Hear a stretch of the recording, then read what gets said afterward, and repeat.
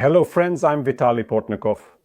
The Iranian Foreign Ministry claims that the Comprehensive Strategic Partnership Agreement between Russia and Iran could be signed as early as January next year. Earlier, the Kremlin indicated that such an agreement could be signed during the upcoming visit to Moscow by Iran's new president, Masoud Pezeshkian. Originally, it was planned to sign the agreement at the recent BRICS summit held in Kazan, Russia. However, for undisclosed reasons, the procedure for signing the agreement has been postponed. Now, a spokesman for the Iranian Foreign Ministry says the deal could be signed by the end of the month of Day.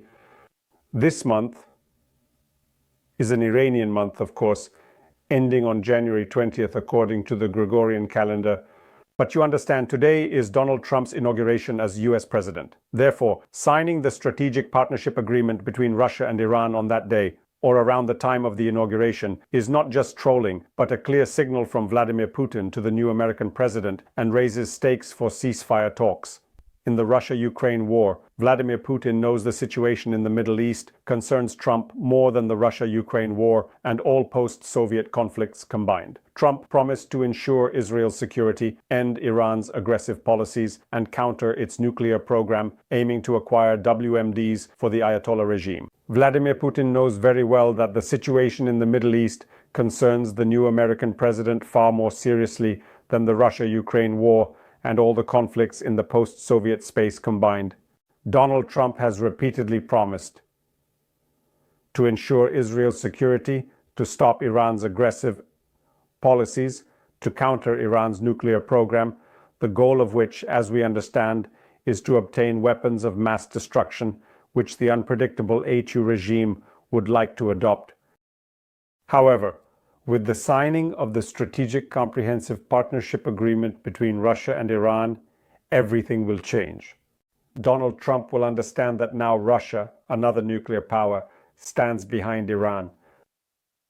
Most likely, the Comprehensive Strategic Partnership Agreement between Russia and Iran will resemble the agreement that Putin signed with North Korean leader Kim Jong-un. And, as we know, this agreement included mutual military support in the event of an attack on one of the participating countries. The North Korean leader is sticking to the terms he agreed to when he signed the deal with Putin. He supplies Russia with military equipment necessary for Moscow to continue the Russia-Ukraine war, and even soldiers who are fighting on the Russian-Ukrainian front.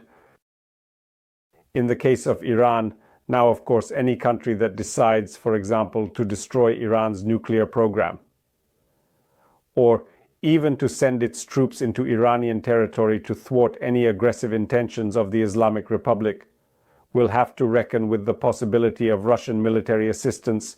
Yes, obviously, Russia is unlikely to actively participate in the war in the Middle East today.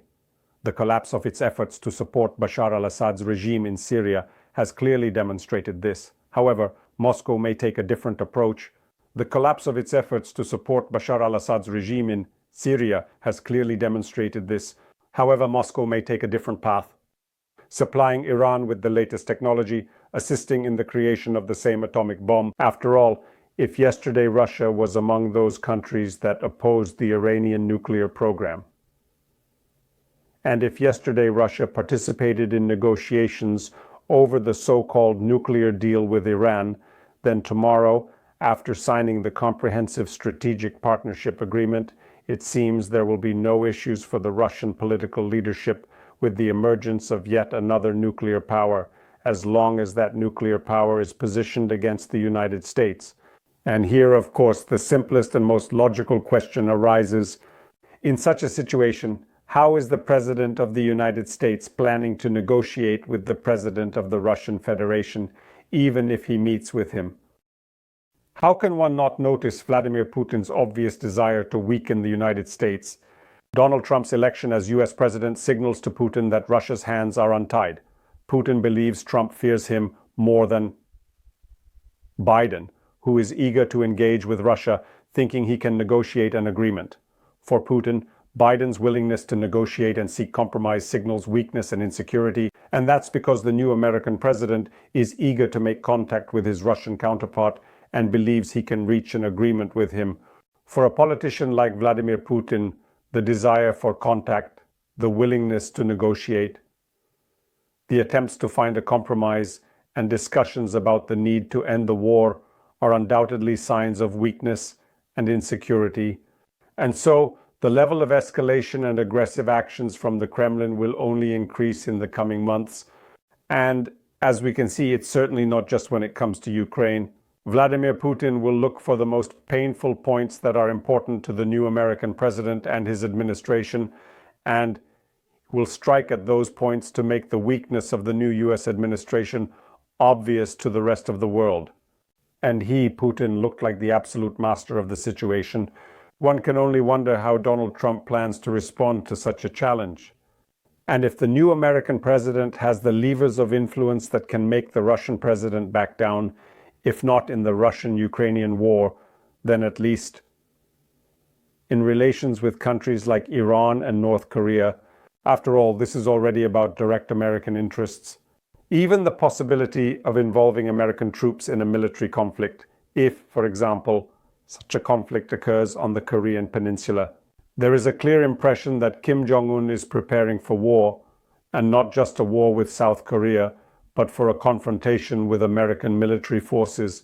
And this, by the way, is also a direct consequence of Donald Trump's attempts to negotiate with the North Korean dictator during his first presidency. That's when Kim Jong-un fancied himself a dictator, capable of challenging the United States. And here we go, Donald Trump is back in the White House, and for Kim Jong-un, just like for Vladimir Putin, the emergence of Donald Trump is a sign of weakness, not strength, as supporters of the new American president are currently claiming, and on which he, of course, is counting.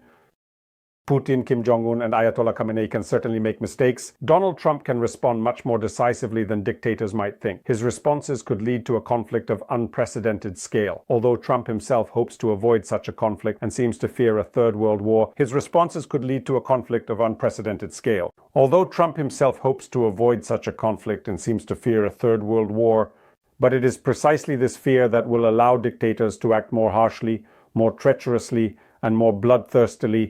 Thank you, friends. Stay on this channel, subscribe to it, follow me on my social media, on Patreon, buy me a coffee, Donatella, which helps develop all the resources, and use the sponsor feature. What's going on? The YouTube itself.